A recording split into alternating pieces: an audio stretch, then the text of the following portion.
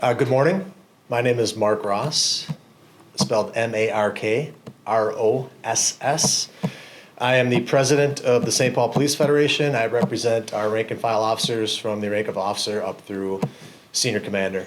I myself have been a St. Paul police officer for I'm in my 22nd year, and I'm elected to this position by the membership. First of all, there is no doubt that any loss of life is a tragedy, and on behalf of the St. Paul Police Federation, I want to extend our sincere condolences to Mr. Johnson's family, friends, and all those grieving his loss. There are no words to ease the pain of suddenly losing a loved one. This past Monday night, in the face of grave danger to our community, himself, and fellow officers, Sergeant Blanchard uses training, experience, and courage to act and save lives, including his own. Under these dangerous circumstances, Sergeant Blanchard's actions were clearly reasonable and justified, both based on our training and the rule of law. Sergeant Blanchard acted in the face of danger to protect himself and others in the community. He engaged a man with a gun who was pointing at innocent civilians, other police officers, and then took fire himself. Sergeant Blanchard took action to save the lives of people whom he had never met. I'll state the obvious. People in our community should not have to fear being carjacked and shot while leaving a neighborhood store. If not for Sergeant Blanchard's quick actions, we could very well be mourning the death of an innocent community member, another police officer, or more. Sergeant Blanchard certainly did not wish to be in this situation with a violent offender. Most police officers go their entire careers without experiencing an event of this magnitude or even discharging their service weapon in the line of duty. This incident is a painful reminder of how dangerous and unpredictable police work is, and frankly, how dangerous these events become for innocent victims of crime. Violent crime cannot continue to happen at the rate it is. Everyone deserves to be safe in their homes, on the streets, and in every corner of our community. And no one deserves to be a victim of crime. Law enforcement will continue to seek justice for victims and protect those in our community who need it. I'll say a little bit in the, thank you. Good morning, everyone. My name is Imran Ali. It's I-M-R-A-N-A-L-I. I'm a consultant with the Minnesota Police and Peace Officers Association, or MPPOA. I'm an attorney and a former prosecutor at the Washington County Attorney's Office and currently in private practice at Eckberg Lammers Law. After preventing the commission of a very serious felony, Sergeant Blanchard immediately was put in a situation and was forced to make a split-second decision. He was confronted with a firearm that was brandished, that was pointed, and that was discharged at his direction. This was not a toy gun. This was a .45 caliber handgun, an extremely powerful firearm. The incidents that transpired on December 5th were rapidly involving a numerous amount of violent acts. These actions put community members in imminent and in grave danger. This incident could have ended so much differently. The aggravated robbery could have resulted in the death or great bodily harm to the driver. The aggravated robbery could have been committed and the vehicle taken on a chase or a pursuit throughout a highly dense population and area. Or Sergeant Blanchard, his split-second decision maybe was a split second too late. And in that split second, it would have resulted in the death of not only a St. Paul police officer, a husband, and a father. During this difficult time, please allow the family of Mr. Johnson time to grieve their tragic loss. Keep their family in your thoughts and prayers. And also keep Sergeant Blanchard and his family in your thoughts and prayers. This event changed the lives of so many people, not only those, but also the victims. The victims that oftentimes aren't talked about enough. And to the members of communities that are demanding answers, allowing the investigation to take its course without undue influence is now paramount. The BCA will investigate, and when they are done, they'll turn that over to the Ramsey County Attorney's Office. And the Ramsey County Attorney's Office will make their decision. The St. Paul Police Department, in an effort to be and remain transparent, has disclosed some evidence in this case, namely the body-worn camera. The body-worn camera was difficult to watch, but this case is a reminder, echoing what President Ross said, this case is a reminder that each and every day, law enforcement all around our state and all around our country, they put their lives on the line for all of us.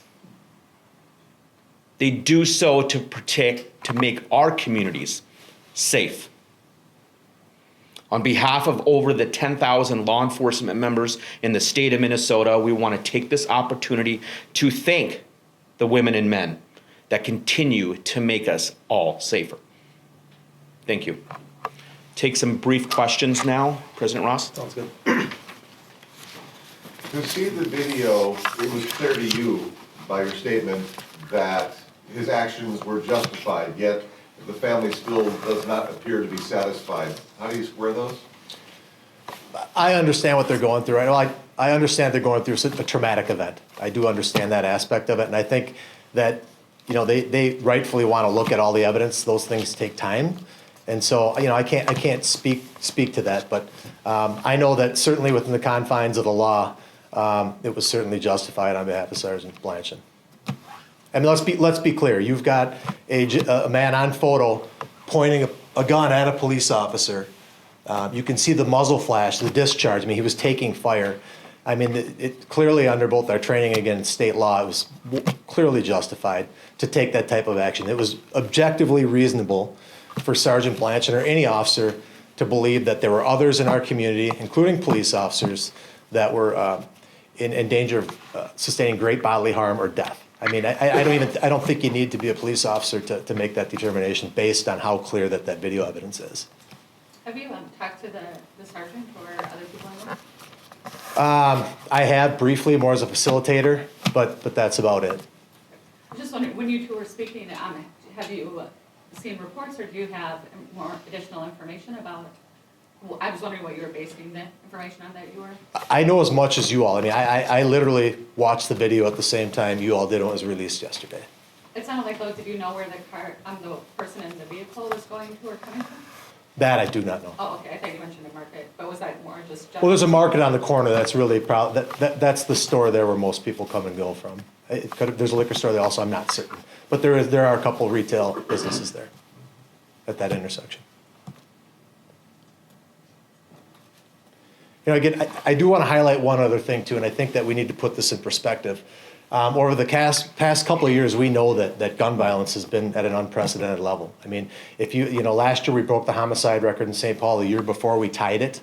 That's not something that we're excited about. That's dangerous. Our number one priority right now, as law enforcement, is to kind of curb this gun violence. And I want you to keep in mind, it's been over 2 years since one of our officers has been involved in a shooting. Again, this is at a time of record levels of gun violence. I think it speaks to the training, the de-escalation techniques, and the professionalism of our cops. I mean, when you look at what's going on out there right now, I'm super proud of what our police officers are doing on a daily basis and the care and consideration they have for the community.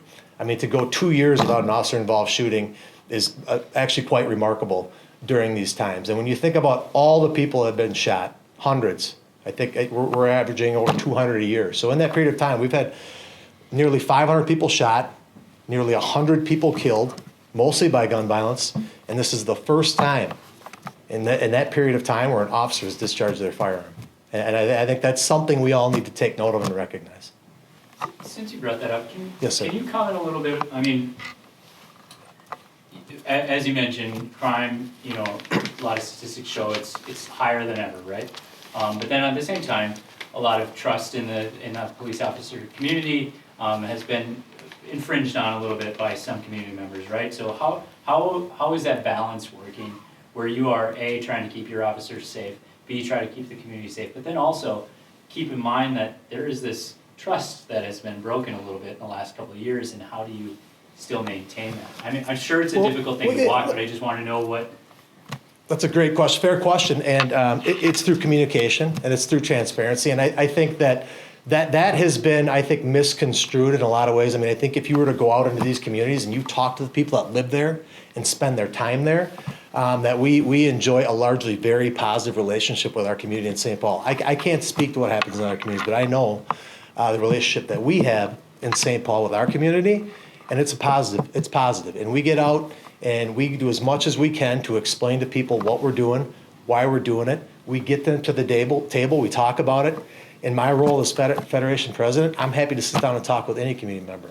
I'm born and bred in this city, and I care deeply for it, and as do all of our officers. So I think that it's a great question, but I think that there's more of a perception of mistrust from outside sources than truly exists within the communities, because our officers have great relationships with our community. I mean, I think they'd all tell you they're very proud of the relationships that they carry day in and day out, things that you don't even notice.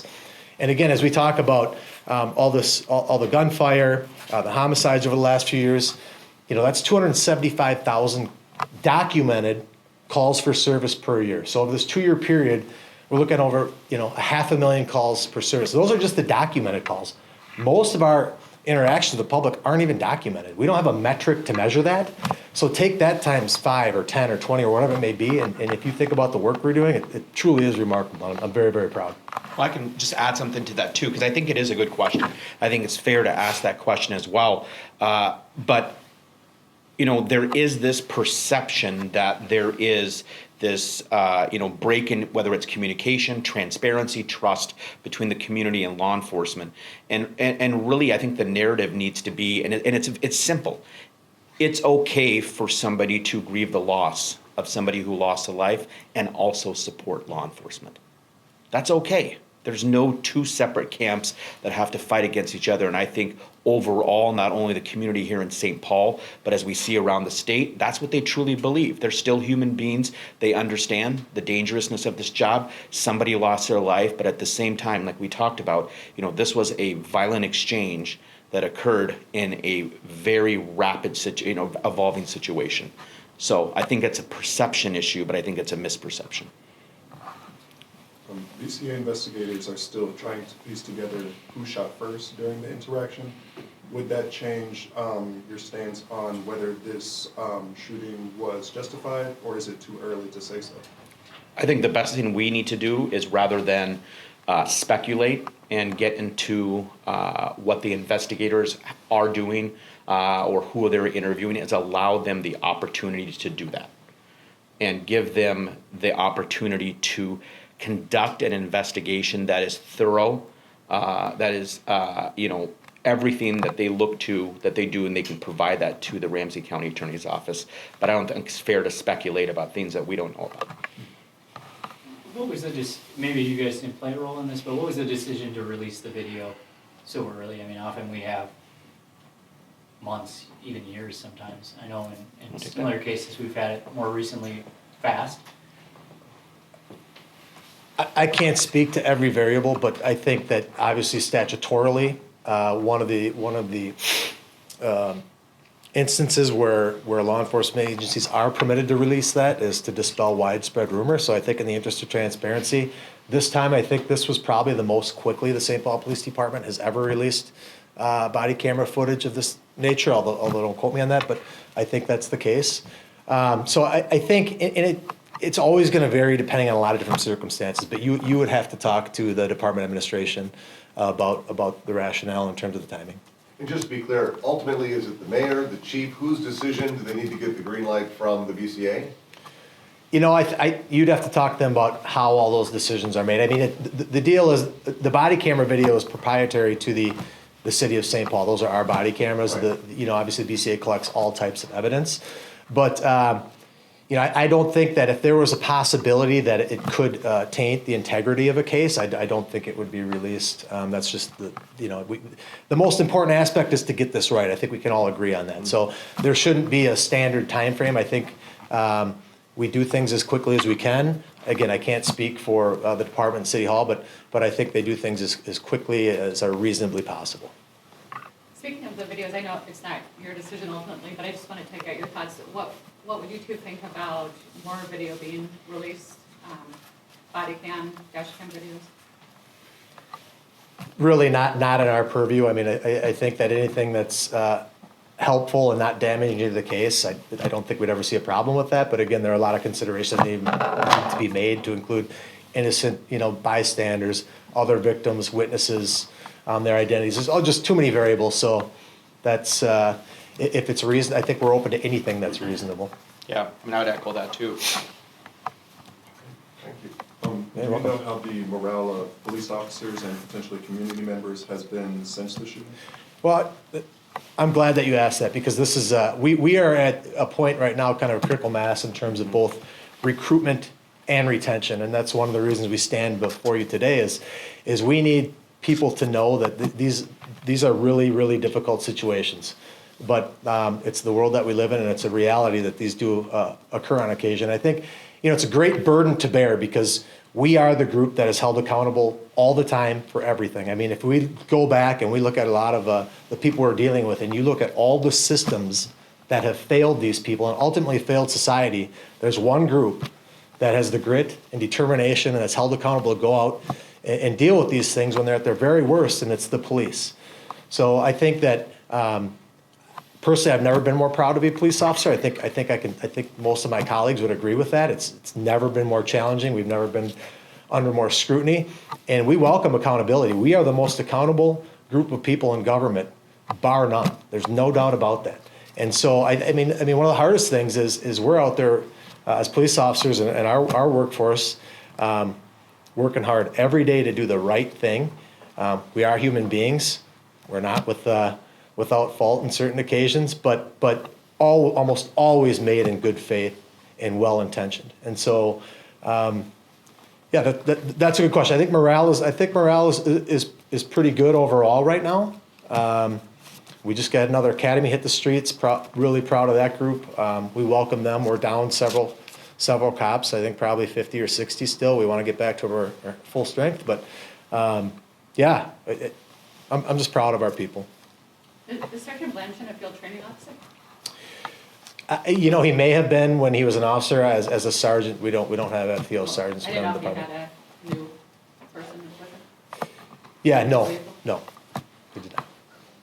Not that I'm aware of it. Like, I can't speak to that. I don't. Thank you. Last question? Okay, thanks, guys. Thank you. Appreciate it. Thank you, everyone. Yeah.